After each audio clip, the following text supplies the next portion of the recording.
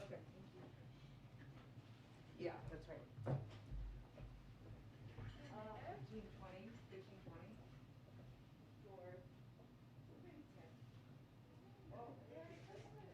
Okay, thank you. Bye-bye. I'll talk to you later. Amanda, are we going right from here immediately after the briefing? I'm not sure yet. That's a great question. I'm hoping. Plan for that. Okay.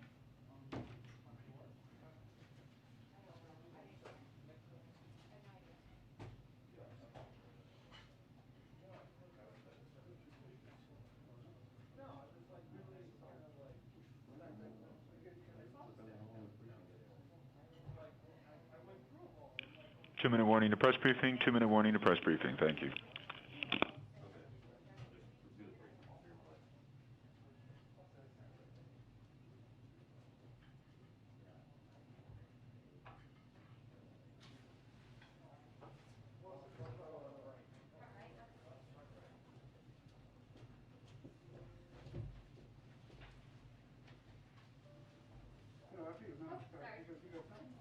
Where exactly is it? Right there. Thanks, Ed.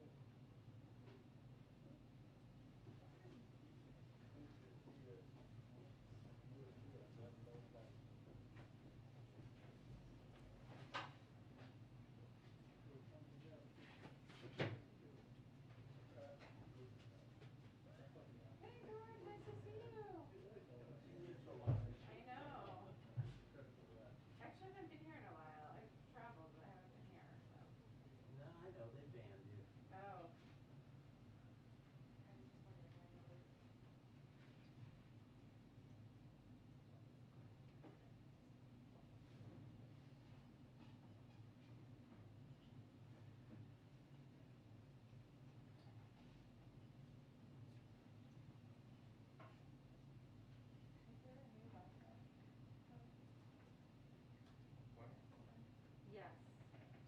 Yeah. Oh, there is? Thank you. Well, I haven't been here in like a month, so I don't know what to do it is. Yeah, I think just because of travel and stuff, I don't know.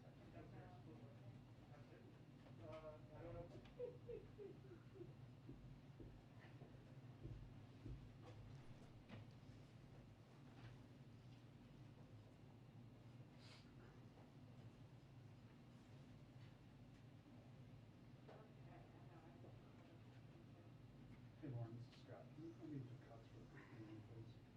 PL. Thank you.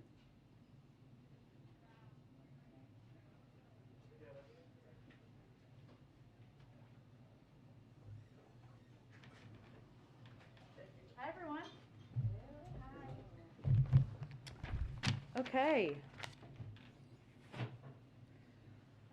I know also there's a time limitation today, so we will make sure everybody is where they need to be when they need to be there.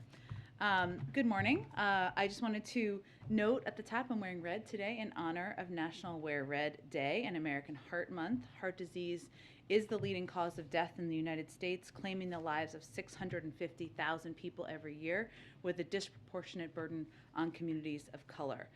The president is committed to supporting Americans in their efforts to achieve better heart health and closing the racial gaps in cardiovascular disease. That's why we're taking a whole-of-government approach to reduce diet-related chronic diseases and encourage every American to live a healthy lifestyle. The President has also called on Congress to launch his ARPA-H initiative, which would invest billions of dollars in preventing, detecting, and treating cancer, cardiovascular conditions, and other deadly diseases. And there are a number of other red wearers today in here, too. I don't want to speak to what you picked out of your closet, but maybe you're recognizing the same thing. Also wanted to note that a new competition and supply chain announcement that came out yesterday, I should say, from the Justice Department and the U.S. Department of Agriculture. They launched farmerfairness.gov, a new online tool that gives farmers and ranchers a one-stop shop for reporting potentially illegal practices in agricultural markets. As the President noted when he met with farmers and ranchers last month, the meat processing industry is highly consolidated. Just 4 companies control most of the markets for beef, poultry, and pork. That gives meat processors enormous power over farmers and ranchers, and too often they use that power to exploit and underpay them. The launch of this new tool is a critical part of the Biden-Harris administration's action plan for a fair, more competitive, and more resilient meat and poultry supply chain. This is a one-stop shop to report potential violations, and it will allow the Justice Department and the USDA to better address anti-competitive actions and create meat and poultry markets that are fair to American farmers and ranchers. Finally, wanted to note this shortly, the President will sign an executive order to improve timeliness, lower costs, and increase quality in federal construction projects. The order requires the use of project labor agreements on federal construction projects, which will help the management and coordination challenges that can stymie progress on major construction projects. Federal construction projects span the country, as we all know, from the maintenance of nuclear sites to the upkeep at our military bases to waterways and flood projects. Based in the FY 2021 figures, the order can affect $262 billion in federal government construction, contracting, and improve job quality for the nearly 200,000 workers on federal construction contracts. Additionally, as directly in the previous executive order, starting January 30th, federal contractors will be paid a $15 minimum wage. And briefly, the week ahead, last thing, on Monday, as you all know, the President will welcome the Chancellor of Germany to the White House, Chancellor Scholz. They will affirm the deep and enduring ties between the United States and Germany and discuss their shared commitment to ongoing diplomacy and joint efforts to deter further Russian aggression against Ukraine. They will also discuss our close cooperation on everything from the COVID-19 pandemic, to addressing the threat of climate change and promoting international security based on our shared democratic values. They will then participate in a joint press availability following the bilateral meeting. On Tuesday and Wednesday, the President will participate in events at the White House, providing updates on his economic plan to lower costs for the American people and create more good-paying jobs. And on Thursday, he will travel to continue promoting his agenda. I expect we'll have more details on that in the coming days. Go ahead. Thanks, Jen. So yesterday, you and the State Department spokesman Ned Price both took issue with reporters asking for evidence of your statements with respect to the Syria strike and the Russian false flag operation. Do you really believe that journalists are repeating Russian and Islamic State propaganda in pursuing those questions, first of all? And second of all, will you be offering evidence of your claims with respect to what happened in Syria when they become available? Absolutely, and let me just start by saying that we welcome tough questions and good faith scrutiny. Otherwise, I wouldn't come out here. I wouldn't have come out here almost 180 times and engaged with all of you and your tough questions and good faith scrutiny. As I noted in the response to a question from your colleague yesterday, which wasn't in all of the context of what was put out there, we are less than 48 hours from the end of the mission. So the Department of Defense is still conducting after-action assessments. That's a natural part of the process that occurs. I also conveyed in my answer to the question the President directed his Department of Defense to take every precaution to minimize civilian casualties, and that we would release all of the information we could, and we absolutely remain committed to that, to answer the other part of your question.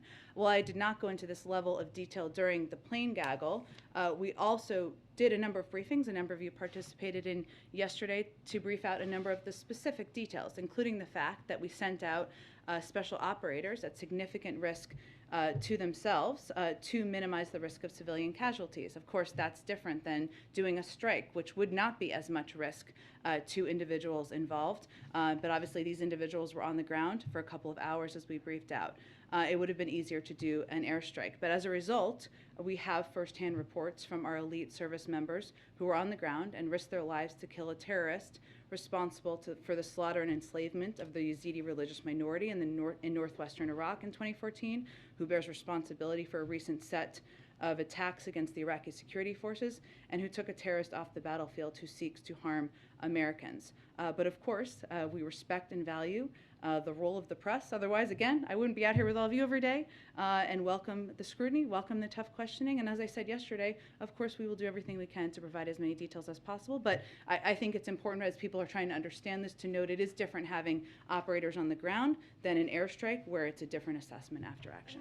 Jobs report, both administration officials and outside experts expected a worse jobs report than we saw. Yeah. Do you have any sense of why those expectations were off, and what exactly that means for your future sort of policy with respect to the recovery and the economy?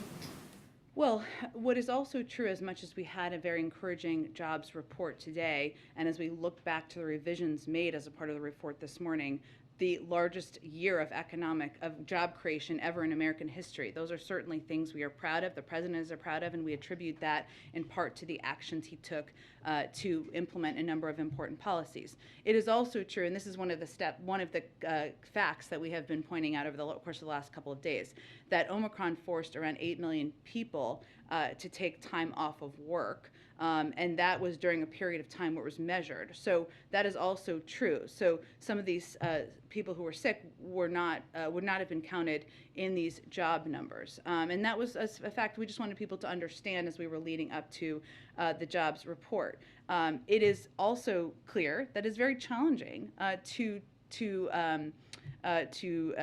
collect, analyze, adjust the data during this time of the pandemic. We are very grateful to the BLS team that does that, and it's just incredibly challenging during an ongoing pandemic. But we think they've continued to deliver timely information. They've obviously continued to provide updates on a monthly basis when their assessments change. President Xi and Putin met on today, I guess, and released a pretty lengthy statement after that meeting. Moving a little bit further back from the meeting itself, how does the president view the relationship between China, Russia, Xi, and Putin through the lens of his broader foreign policy goals, agenda items, relationships? Well, the president views it as we have our own relationship with China. Secretary Blinken spoke to China's Foreign Minister Wang and underscored just recently, last week, the global security and economic risk posed by further Russian aggression against Ukraine, and conveyed that de-escalation and diplomacy are the responsible way forward. We've also conveyed that a destabilizing conflict in Europe would impact China's interests all over the world, and certainly China should know that. So certainly we have our own relationship where we engage directly at a very high level, as you all know, but our focus right now is continuing to unite with allies and partners to respond decisively if Russia further invades Ukraine. Are there any concerns about that relationship if it gets closer, if it becomes more intertwined in terms of U.S. posture and role in geopolitical spheres? Well, again, what we have control over is our own relationships and the projection of our own values, and also looking for ways to work with countries even where we disagree, and that is part of diplomacy. I would note that because some of the reporting has accurately assessed or raised the question of what took place in these conversations. We don't have anything to update on that. I don't think you would expect, but the size and the scope of economic measures on the table that we're talking about as it relates to Russian aggression or the potential of invasion are unprecedented. It would pose massive consequences for the Kremlin, and the inputs to, and I think it's important for people to understand that the inputs to the major foundational technologies of the world still come from the West. And so there is an enormous amount of power we have as we work to continue to strengthen our diplomatic efforts with our partners around the world. And just one more quick one, and obviously I'm not going to try and repeat what Matt did yesterday with Ned, because I know you'd experienced at times in a past life. But I do. I had many engagements with Matt Lee in my time. The idea, though, and you've done this a couple times, and the British have to some degree as well, getting out in front. I think almost giving insight into intelligence that perhaps past administrations, including past Democratic administrations, would not have done. Yeah. Can you explain kind of the thinking in that strategically and why you guys have decided to get out in front on these types of things in this moment in time? Sure. So over the past several months, we, but also a number of our allies, have developed a significant amount of credible intelligence about Russian efforts to use a false pretext to justify an invasion of Ukraine. And this evidence mirrors both public reporting and Russian accounts in past conflicts. And I would note a number of your outlets obviously have reporters on the ground, right, who are seeing for themselves what is happening. What is also true is that we've seen Russians' actions over the past few years. If you look just back at past precedent, it doesn't mean it's guaranteed to repeat, but it is important for people to understand contextually what they're capable of and what tactics they've used in the past. And sometimes you do see repetition of that. So a few years ago, for example, Russia's defense ministry falsely accused the United States of running a clandestine biological weapons lab in the country of Georgia, enabling Russia's efforts to destabilize the Georgian government. Russia also used to fabricate stories in Syria about how attacks on international aid convoys were undertaken by rebels or terrorists instead of the Assad regime to enable Russia's continued support for the Assad government. If you look back at 2016, the Russian media manufactured a false claim of sexual assault against a Russian immigrant named Lisa by German refugees in order to stoke hysteria against Syrian immigrants throughout Europe. And there's more. Russian state television aired a false report that claimed the Ukrainian army had crucified a 3-year-old Ukrainian boy. That is even more recently. So our objective is to deny Russia the opportunity to use these lies to justify an invasion of Ukraine. And to convey clearly, these are actions we're seeing that are straight out of their playbook. We've seen them run false flag operations in the past and used confusion to launch military action many times in history. Of course, we would prefer to make as much underlying information available as we can. And in fact, what we conveyed yesterday and was conveyed by my colleagues at the Defense Department and State Department was the result of declassifying information. There are limitations because of compromising intelligence sources and methods. But what we're trying to do is take steps to deny Russia the opportunity to use lies, to use past tactics to justify an invasion of Ukraine, essentially to avoid war. Go ahead. Thanks, Jen. If Putin decides to make a move into Ukraine, how long does the U.S. believe that the Ukrainians could hold off a full Russian takeover? Jackie, it's a great question. I would really point you to the Department of Defense to make any assessment if they can. And obviously some assessments they may not be in a position to make publicly. That they would not want to share publicly or that they don't know? Again, I'm just conveying that there are some assessments, and obviously you, as the Department of Defense, does a range of contingency planning. I'll let them speak for themselves on what they could lay out publicly for you. And then we've known about the reality of this threat since October. Putin began amassing troops on the border in April. So why have we waited so long to send the kind of aid that we're sending now? Why haven't we sent, for instance, anti-aircraft weaponry? Because if Russia does an airstrike, wouldn't they be able to obliterate what we've sent to them so far? Well, remember the president met with President Zelensky back in, I think it was September, but you can correct me if that's wrong. It was sometime early in the fall, and committed to a large aid package. That is something that we've been implementing and delivering since that point in time. So actually it's been continuous security assistance that we've been providing to the Ukrainians, an enormous package that we've been providing over the course of the last year. In terms of weapon systems, I had again pointed to the Department of Defense.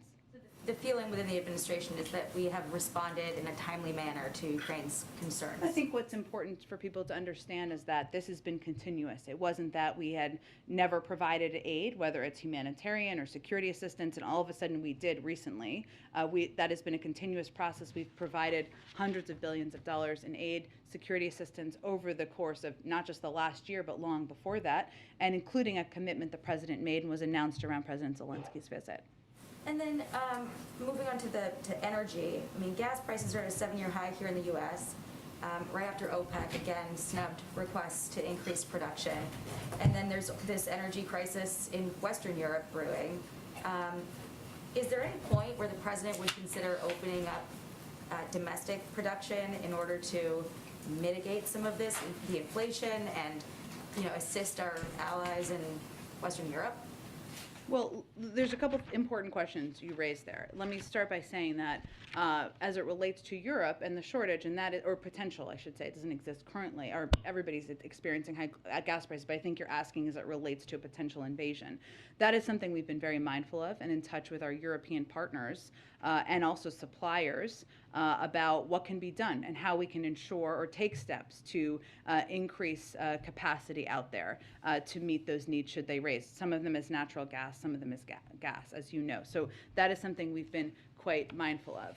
I'd also note that the president has taken a number of steps in recent months to address the gas prices, including tapping the Strategic Petroleum Reserve, of course conveying clearly to OPEC member countries and suppliers that it's important to meet the demand on the market, and we'll continue to look at options that can be done to lower gas prices for the American people. In terms of whether or not there could be more oil drilling, I'd point you to the oil companies on what available places they have and if they're maximizing that. My understanding is they're not. Is there any consideration for increasing, for instance, LNG export licenses? I don't have anything to preview for you in terms of additional steps. I can just reiterate to you that the president raises and talks about the importance of taking every step we can to lower gas prices for the American people. And then real quick on the Johns Hopkins study on the lockdowns. There was this meta-analysis that came out of several studies, lockdown during the first wave of COVID in spring of 2020. It found that it only reduced COVID mortality by 0.2% in the US and Europe, and suggested they have little to no public health benefit, but severe consequences for the economy. And it suggests that lockdowns shouldn't be a part of a future pandemic response. Is that the shared view of the administration looking in the rearview mirror? Well, I would first, of course, point you to our health and medical experts for specifics on this specific scientific study. I would note that the president has been clear we're not pushing lockdowns. We've not been pro-lockdown. That has not been his agenda. Most of the lockdowns actually happened under the previous president. What our objective has been is to conveying that we have the tools we need to keep our country open, thanks to the president's leadership and focus on fighting the virus. And that's reflected in the fact that 98% of schools are open. Over 210 million Americans are fully vaccinated. We have the tools to avoid lockdowns, and we're not moving back, and that's our intention at this point. So you guys do believe then that the lockdowns were more harmful than helpful? Again, I would point you to our scientific experts on the specifics of a study, but the president's agenda, the president's approach has not been lockdowns. It has been using the tools we have to prevent that. Good. On the Supreme Court nomination, Senator Ben Ray Lujan's office is saying today he's going to be out for 4 to 6 weeks. I know you've obviously wished him well. Hopefully it's shorter than that, but sometimes these recoveries don't always go as planned. So is the White House thinking at all about timing, given the senator's potential absence? Is that affecting at all how the president is now thinking about this nomination versus how he would have been thinking about it a week ago? No. Okay. So everything is still on track for a pick by the end of February? Yep. All right. And I know you've been asked before whether the president is considering Republican votes and whether he can get new Republicans on board. Is the response still the president's looking for the best candidate and not thinking about which votes that candidate can get? Yeah, but I would say it's important to note that the president's commitment, above all else, is to nominate a qualified black woman, to serve on the Supreme Court with impeccable credentials. And he thinks anyone he chooses should have the kind of credentials and be so qualified that they should be considered by Democrats and Republicans. And then just a couple things on COVID. We've hit the 900,000 death mark, or we're quickly going to approach it, depending on your tally. But is the president going to do anything to mark this for the grim milestone of 900,000 deaths? We will have more on this soon, but I don't have anything to preview today. Okay. Do you have any updates on the testing efforts, the shipping out of the free COVID tests? How many have there been shipped out now? Do you have an update on that? Are they still being shipped out every 7 to 12 days from the order? So I don't have an update on numbers. It's changing constantly. I know we confirmed, I think it was last Friday, so I'm sure it's changed since then, that we had about 60 million orders, and we had sent out tens of millions of tests, and you've certainly seen on social media people receiving their tests, which is always good news.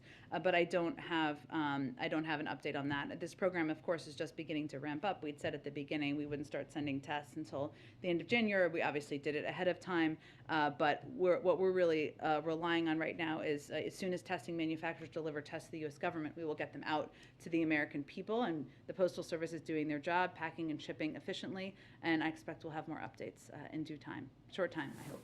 And just a real quick one on Russia. The Senate has left town without passing a sanctions bill. How important does the White House think it is to get the Senate to pass a Russian sanctions bill? Well, we're in close touch with them, but it's not essential for us to implement sanctions, right? It's not required. And so we have prepared a devastating package of sanctions, economic sanctions, that would have an enormous impact on the Russian economy. It doesn't require congressional action, but we are, of course, working closely with them. Jen, we Go would ahead. gather. Oh, okay. Sorry for it being so short today. I'll be around for a little bit if people have questions. Come on by. Thanks, everyone. Jen, can you say anything about the Russian oil deal with China?